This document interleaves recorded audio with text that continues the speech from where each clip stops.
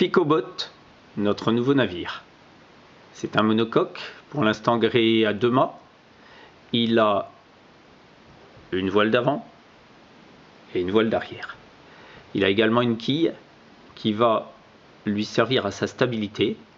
C'est une quille métallique qui est implantée dans des trous avec des petits tubes, donc on peut la déplacer puisqu'on a plusieurs trous en avant ou en arrière, et on pourra modifier le centre de gravité du bateau et le centre de dérive.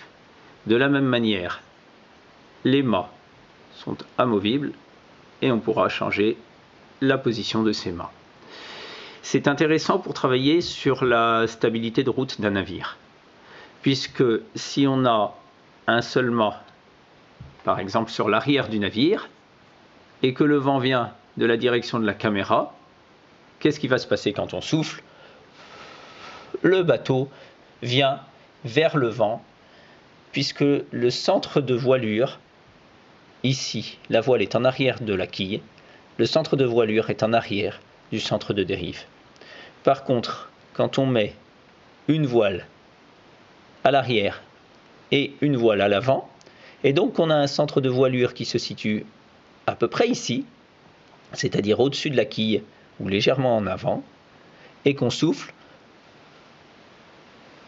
le bateau marche mieux au vent de travers et remonte moins au vent. Et tout à l'heure, on va faire l'expérience. Voilà, donc là, au vent de travers. Et puis si on retire le mât arrière, qu'est-ce qui se passe?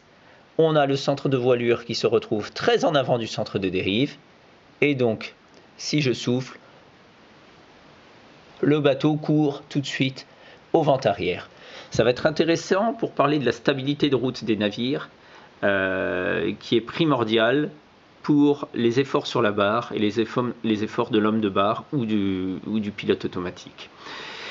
On peut de la même manière changer la position de la quille, et on verra que si on recule la quille, on va avoir une stabilité de route au portant plus importante. Par contre, on aura une stabilité longitudinale qui va être mise à mal puisque le poids sera sur l'arrière.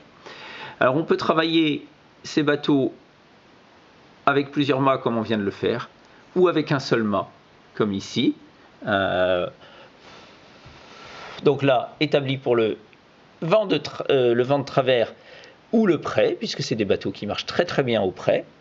Donc là, je vais le faire partir de sous le vent.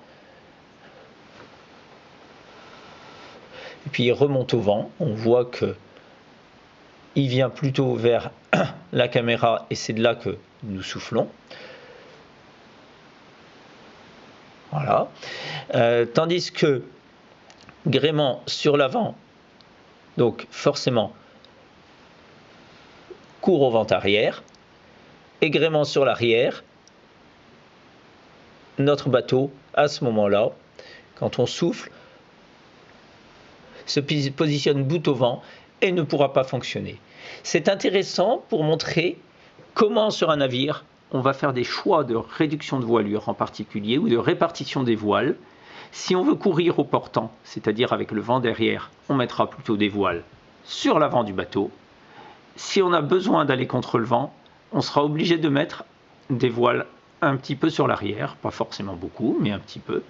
Le mieux étant d'avoir le centre de voilure légèrement en avant du centre de dérive. Alors évidemment, si aujourd'hui, avec les 35-40 nœuds de vent qu'on a à l'extérieur, on essaye le bateau en extérieur, on va être obligé de réduire la voilure. On ne pourra pas mettre les 3 mâts ou les 2 mâts. Normalement, il chavire avec les 3 mâts d'ailleurs.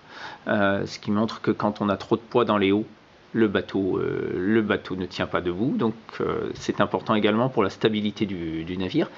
Mais si on met le bateau dehors aujourd'hui, ce qui est le mieux avec des enfants, de travailler avec le vent existant plutôt qu'en soufflant ou avec un sèche-cheveux, on sera obligé de réduire la voile. Donc pour ce Picobot, on propose des voiles de taille standard avec des mâts standards et puis des demi-voiles et des demi-mâts.